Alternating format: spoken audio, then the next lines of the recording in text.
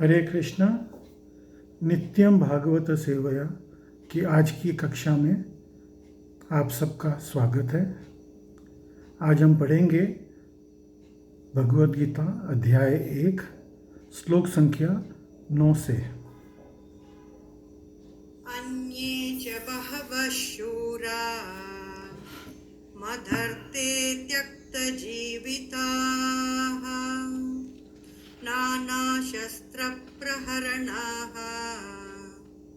सर्वे युद्धविशारदाः। अगला श्लोक भी पढ़ेंगे।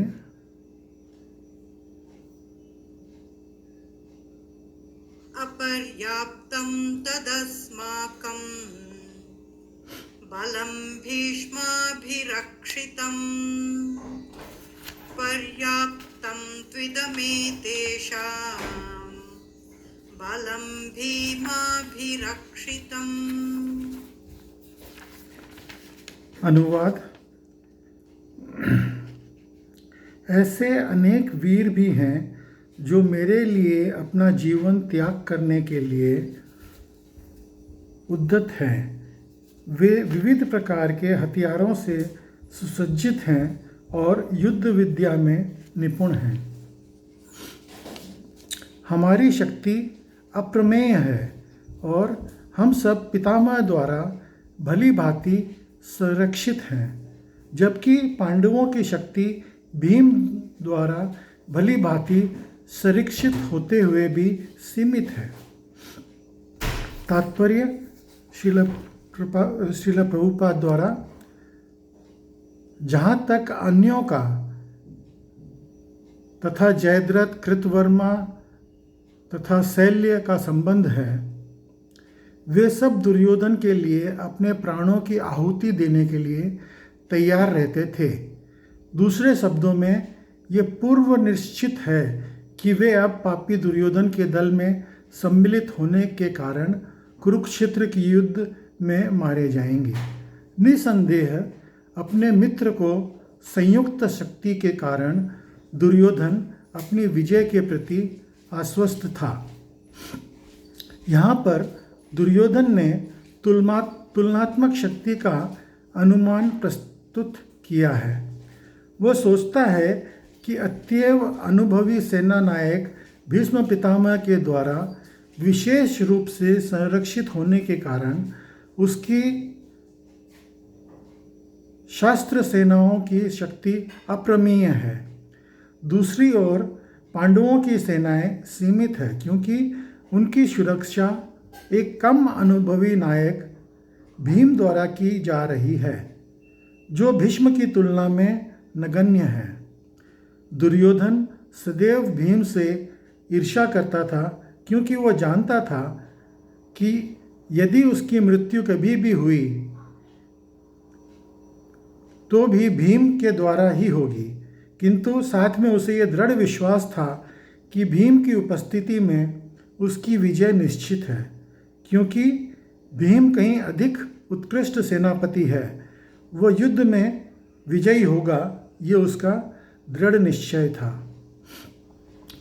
तो यहाँ पे आप देखेंगे कि जितने भी सैनिक जो कौरवों की तरफ से लड़ रहे थे, वो पहले से ही पूर्व निश्चित हो गया था कि वो लोग अब प्राण देने के लिए ही आए हैं, मतलब सब मरने के लिए ही कौरवों की तरफ से युद्ध कर रहे हैं। भले ही उनका सेनापति बहुत ही सक्षम भीष्म पितामह थे, लेकिन जिनके पास में इच्छा मृत्यु का वरदान भी था, लेकिन फिर भी भगवान जहाँ जिस तरफ से लड़ रहे हैं उसके सामने वो लोग जीत नहीं सकते थे, क्योंकि श्री जो है वो पांडवों के पक्ष में है। ये हम पहले व्याख्या कर चुके हैं कि भगवान जो है वो अर्जुन के पक्ष में, अर्जुन के रथ पे थे और अर्जुन के रथ के ऊपर कपिध्वज है। तो इसलिए पांडवों से वो लोग जीत नहीं सकते थे, ये पूर्व निर्धारित था। और दुर्योधन को ये अच्छी तरह पता था कि उसकी मृत्यु जो है वो भीम के हाथों होनी थी, क्योंकि दुर्योधन, कीचक, जरासंध और भीम ये चारों जन एक ही गुरु के शिष्य थे। ये लोग एक ही गुरु के पास में रह करके गदा युद्ध सीखे, और जब सीख करके उन लोग की जब शिक्षा पूर्ण हो गई तो गुरु ने सबको 10,000 हाथियों का बल दे करके सबको विदा कर दिया। जब सब विदा हो गए, थोड़ी दूर जाने के बाद में उनके मन में आया, बोले अरे हमने गुरु जी से ये पूछा ही नहीं कि हमारी मृत्यु कैसे होएगी। तो उन लोगों ने बोला चलो अभी तो ज़्यादा दूर नहीं आए हैं, पास में ही हैं, चलो हम सब चलते हैं वापस गुरु जी के पास में। तो भीम ने बोला मैं तो नहीं जाऊंगा, तुम लोग जाओ, तुम लोग पूछ करके मेरे को भी बता देना।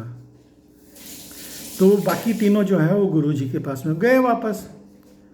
गुरु जी ने बोला अरे क्या बात है, कैसे वापस आ गए? बोले गुरु जी हमने आपसे ये पूछना ही भूल गए कि हमारी मृत्यु कैसे होएगी।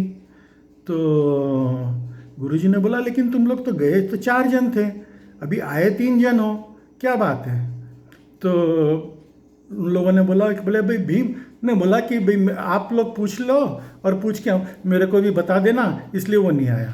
तो बोला बस भीम के हाथों ही तुम लोग तीनों की मृत्यु होने वाली है।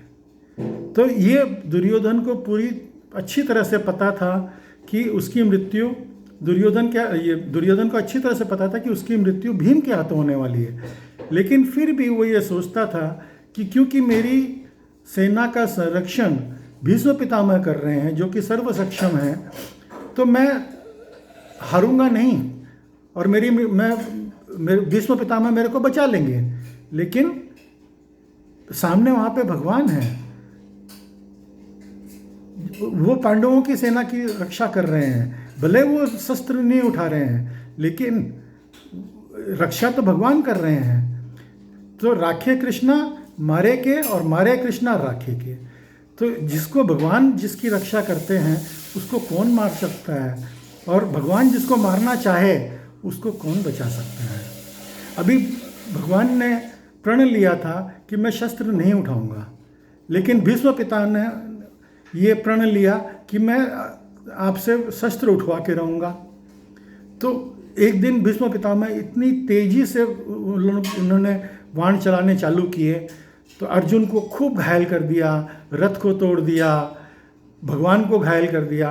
भगवान अर्जुन को बोल रहे हैं भाई तुम चलाते क्यों नहीं हो बाण ठीक से, ध्यान दे करके क्यों नहीं युद्ध कर रहे हो।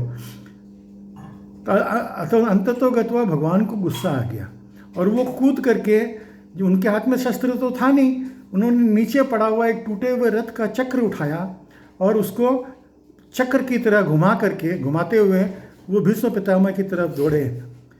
तो भीष्म पितामह ने अपने शस्त्र रख दिए और हाथ जोड़ के बोला प्रभु मैं तो आपका ही वेट कर रहा था, मेरी प्रतिज्ञा पूर्ण हुई, आपको इस वेश में देख करके मुझे बड़ा आनंद आ रहा है और मेरी इच्छा है कि ये जो आपका वीर रस का जो वेश है, इसी वेश के सामने मैं अपने प्राण त्यागूं। तो उन्होंने वरदान मांगा। तो कुरुक्षेत्र की युद्ध के बाद में जब भीष्म पंचका के अंदर जब भीष्म पितामह ने अपने प्राण त्यागे तो भगवान से उन्होंने वरदान मांगा था कि आप मेरे सामने प्रकट हो जाना। तो भगवान उनके सामने वही वीर रस के भेष में प्रकट हुए और भीष्म पितामह के शरीर छोड़ते समय उनको वही दर्शन दिए। तो यहाँ पे हम ये देखते हैं कि जीत तो पहले से ही निर्धारित थी कि कौन जीतने वाला है और कौन हारने वाला है, चाहे उसकी रक्षा कोई भी करे। आज की कक्षा में सम्मिलित होने के लिए आप सबका बहुत बहुत धन्यवाद। हरे कृष्णा।